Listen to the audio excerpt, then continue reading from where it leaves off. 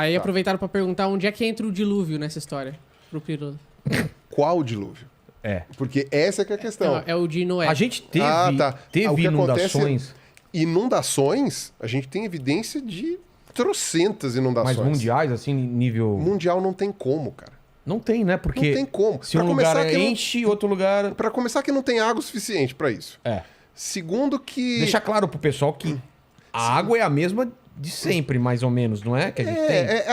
Ela se forma também, né? São duas moléculas de hidrogênio e uma de oxigênio, acaba se formando, mas o problema é o seguinte: a montanha mais alta hoje é o Everest, tem 8 quilômetros de altura. Você precisa para cobrir toda a terra seca, você precisa de 8 quilômetros de água. Caralho, Não dá pra derreter e cobrir tudo, né? Cara. Não. E aí você fala assim... Qual é o impacto na crosta terrestre de 8 quilômetros de água? Pergunta para qualquer mergulhador como é que é mergulhar 8 mil metros de profundidade. Primeiro que você não vai. É submarino. E o impacto disso é assim... astronômico. Não ia sobrar nada. Nada é nada. Tipo... É tão fora de lógica você acreditar numa literalidade dessa que assim, é você ignorar toda e qualquer regra que existe hoje para tudo. Não existe água suficiente. Se existisse 8 km de altura de profundidade, você ia ter... Sei lá... você ia ter uma pressão em cima das placas. Mas você pode ter povos primitivos acreditando que aquilo é no mundo inteiro quando foi na região dele, não é isso? Exato. O que a gente sabe, a gente tem evidências de várias inundações em vários lugares, de maior ou menor porte. Esse de Noé, ou possivelmente de Noé, teria que ter acontecido naquela região ali do Tigre-Eufrates, lá no Crescente Fértil.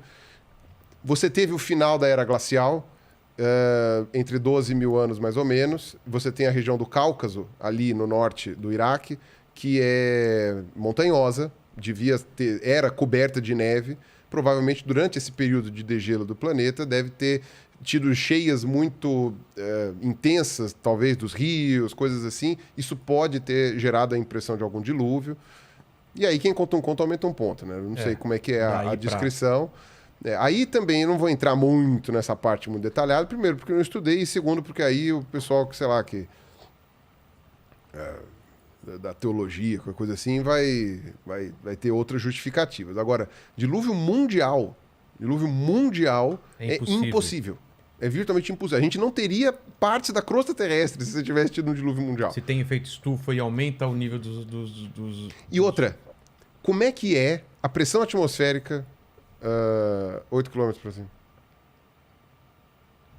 A quantidade de oxigênio que como ia ficar o oxigênio? A atmosfera ia ficar mais curta? Ela ia para o espaço, ela ia condensar, ia ficar super concentrado. Cara, é quando você não para pensar. Se você não para pensar na dinâmica do planeta e como as coisas são, aí dá nisso.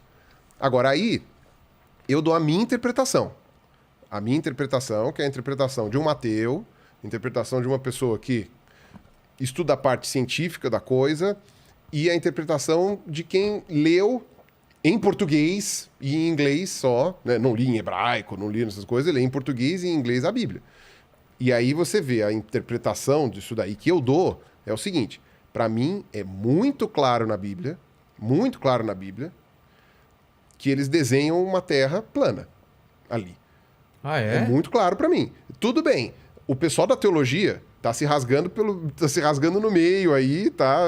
Aquela coisa assim, desculpe água, eu sei, amanhã vai ter vídeo resposta, mas vai ter aquela coisa assim. Mas para mim, lendo o livro do Gênesis, os primeiros livros ali, para mim aquilo lá é muito evidente que eles estão falando de uma terra plana. Deus separa as águas. Ou seja, o céu era azul, chovia. A descrição que se dá... Inclusive tem uma imagem, né? Tem um desenho que ficou famoso, né? que é um desenho que representa mais ou menos isso, que é inclusive a versão que é usada pelos terraplanistas. Os terraplanistas falam isso. Eles dizem que a Bíblia diz que a Terra é plana.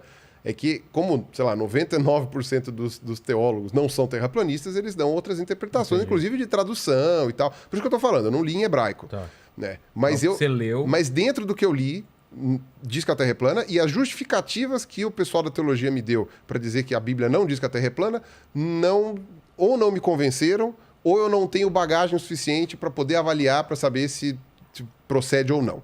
Então, por isso que eu mantenho a minha parte de dúvida com relação a essa parte teológica da Bíblia.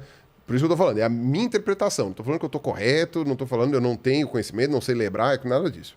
Então, essa é a minha interpretação. Que para mim, em português ou em inglês, Separou. a Bíblia fala claramente que Deus separou a terra, as águas do mar, dos oceanos e do céu.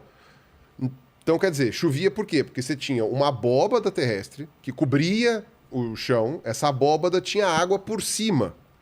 De vez em quando dava umas chovidas, porque a abóbada permitia, né, sei lá, era vazado, alguma coisa assim. Enfim, aí quando você olhava no horizonte, você tinha a água de cima e a água de baixo. O dilúvio, ele narra, Deus abriu as comportas do céu. Abriu a comporta do céu, caiu toda a água que estava no firmamento, que era o quê? Firmamento. Por que chama firmamento? Porque ele firma. Tá segurando. Ele está segurando aquilo ali. Ele firma, cai toda a água lá de cima e... Entendeu? E aí, por isso que encheu tudo. E aí fez o dilúvio. Então, para mim, isso é a minha interpretação do que eu dou.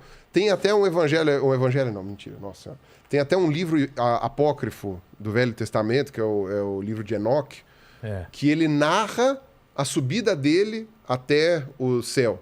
E ele abre uma comportinha no firmamento para passar para o outro lado. Né? Então tem tudo isso daí. E aí depois Deus deixou vazar a água lá para esvaziar o dilúvio, uma coisa assim, entendeu? Então essa é a minha interpretação. Para mim fica nítido isso, que é uma interpretação de um mundo restrito, que era a realidade de quem estava lá. Se você deitar no chão e olhar para cima num ambiente aberto, parece que a Terra tem uma abóbada em cima mesmo, por causa da questão da luz, né? A forma como a gente enxerga a luz e os gases na atmosfera. Porque quanto a montanha mais longe, ela fica mais azulada e ela... E dá uma impressão de abóbada, assim. Você tem uma impressão nítida. Por que não é uma abóbada? Porque a mesma impressão que você tem aqui no Brasil, se você for para a Austrália também. Mesma, eu tô sempre no centro da abóbada, né? Porra, que abóbada é essa? Tô na borda onde ela... você nunca tá na borda da abóbada para ver a coisa, então tá sempre lá. Tem uma ideia como lá no filme com o Jim Carrey lá, como chama? O mundo de Show de Truman. O Show de Truman, Isso, exatamente, que era uma abóbada. Então quando ele vai chegando lá no mar, na borda, ele vê realmente a borda do... Exato. Se por um acaso você tivesse, que nem a Terra plana, os terraplanistas falam, né, que o centro da Terra é o centro da... Não, o centro da Terra, o centro da pizza é o Polo Norte. No Polo Norte você deveria ver o meio da abóbada. A parte mais alta. E depois você ia ter a sensação de que ia ser inclinado para um lado, né? E, enfim, isso não existe. Então, mas dá para entender por que uma interpretação inicial seja uma interpretação terraplanista. Entendi. Né? E que depois, né? Mas isso daí já, desde aquela época, o pessoal os gregos já diziam, já fizeram a interpretação de que a Terra não era plana.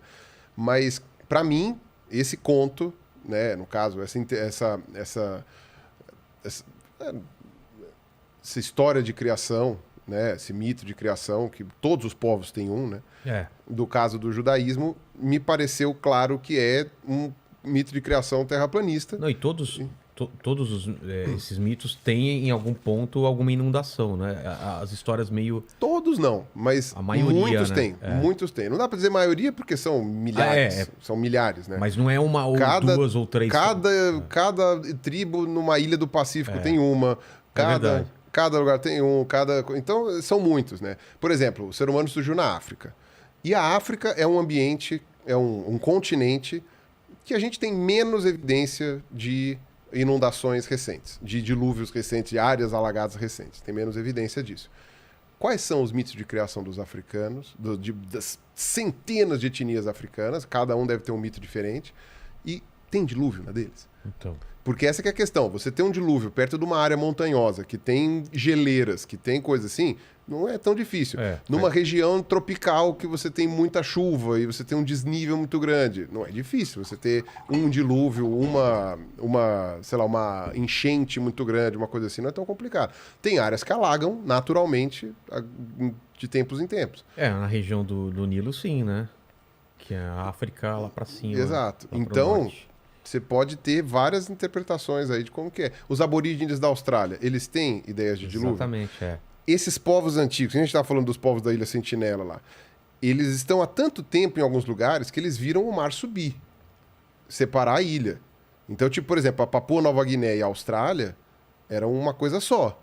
O oceano que separa essas duas ilhas, ele é baixo, tecnicamente, perto dos outros. Então, durante a era glacial, aquela região formava uma ponte emersa de terra seca que você podia atravessar. Depois subiu e sumiu.